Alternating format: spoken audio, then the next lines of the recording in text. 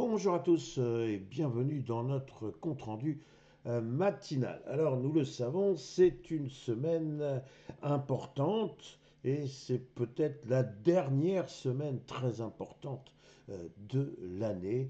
C'est la semaine de la Fed, vous le savez tous. C'est donc mardi et mercredi que va se réunir la Banque centrale américaine et nous aurons une décision sur les taux mercredi soir et surtout, nous aurons un commentaire du gouverneur, à savoir Monsieur Powell. Et donc, non seulement on va savoir ce qui va se passer sur les taux pour cette fin d'année, mais surtout on aura peut-être des indications sur la politique à venir de la Fed pour l'année 2026, sachant que M. Powell ne sera plus là à partir du mois de mai 2026. Alors, avant qu'on en vienne à cette fameuse réunion qui se terminera mercredi et qui en réalité sera pris en compte pour nous Français à partir de jeudi matin, puisque hors française, la décision de la Fed sera connue mercredi soir à 20 heures. Donc bref, notre marché sera fermé, donc nous verrons réellement les conséquences jeudi matin. Alors d'ici là, regardons déjà ce qui s'est passé vendredi. Et donc vendredi, nous avons pu constater qu'il y avait une forte volatilité. Pourquoi forte volatilité? Parce que on a ouvert de manière plutôt optimiste, donc franchement, tout donnait à croire que voilà, le champ était libre vers la résistance des 8260 points. Et puis finalement, oui, bon, voilà, l'approche du week-end, toujours cette Fed, toujours ces risques de voir ce qui va se passer en Asie avec le Japon et ses taux d'intérêt, la Chine avec la Chine, à quelle sauce va-t-elle nous manger, va-t-elle bien accueillir Monsieur Macron, etc., etc. Bref, le CAC 40, de manière très prudente, a lâché quelques points et a terminé à moins 0,09%. Mais surtout, et pour moi c'est ce qui est le plus important, il dessine une grande bougie rouge dont le bas de la bougie correspond à la clôture. En d'autres termes, il n'y a pas de mèche inférieure. Il y a donc des vendeurs qui, dès l'ouverture de la séance, n'ont cessé d'appuyer sur la tête des acheteurs, et ce jusqu'à la clôture.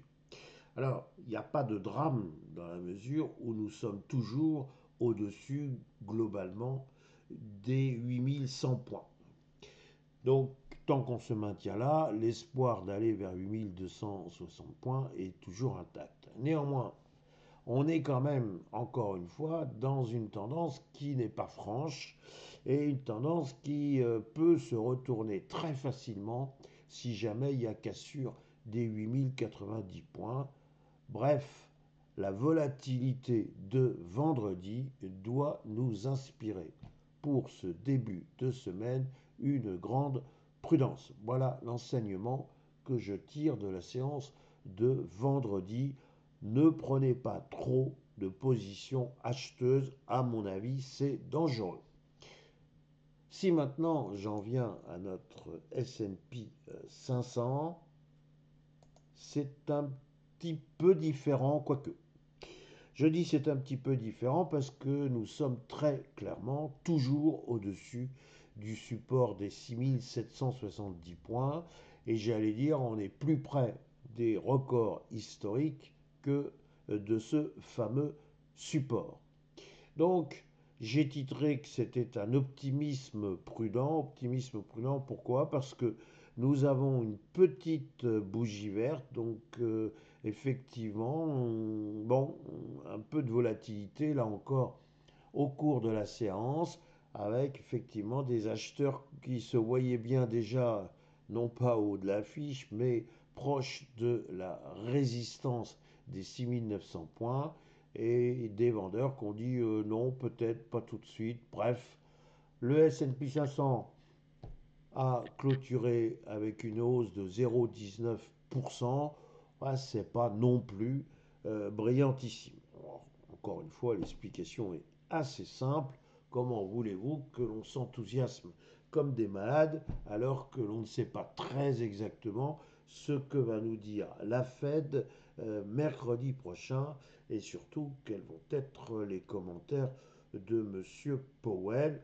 Vous n'oubliez pas que le shutdown a fait des ravages et que ces ravages, on les subit encore puisque nous n'avons pas toutes les données économiques que nous devrions avoir. Notamment, il n'y a pas véritablement de données sur le marché du travail et ça, c'est assez préoccupant.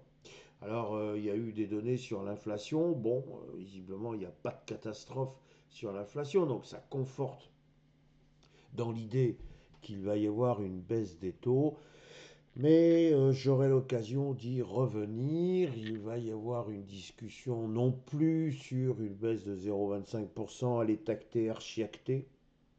En revanche, ce qui va être intéressant, c'est de savoir ce que pense la Fed de l'année 2026 et nous aurons l'occasion euh, de d'évoquer les notions d'assouplissement quantitatif de la Fed ou alors de restriction quantitative de la Fed. Donc, il faut faire effectivement attention au prochain discours de M. Powell. C'est là où il y aura une importance. Pour le moment, puisque nous ne sommes pas encore à mercredi soir, pour le moment, constatons que le S&P 500 navigue entre 6770 points et 6920 points, qu'il risque de rester dans ce petit couloir jusqu'à mercredi soir, ça semble à peu près évident.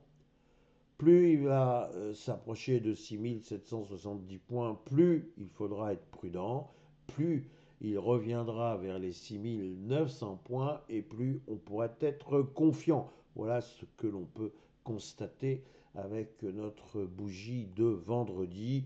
Je pense qu'en ce début de semaine, il y a effectivement beaucoup d'acheteurs qui vont repousser leur volonté d'acquérir des titres. Voilà ce que je voulais vous dire ce matin. Il me reste à vous souhaiter une excellente séance et bien évidemment une excellente semaine. Merci.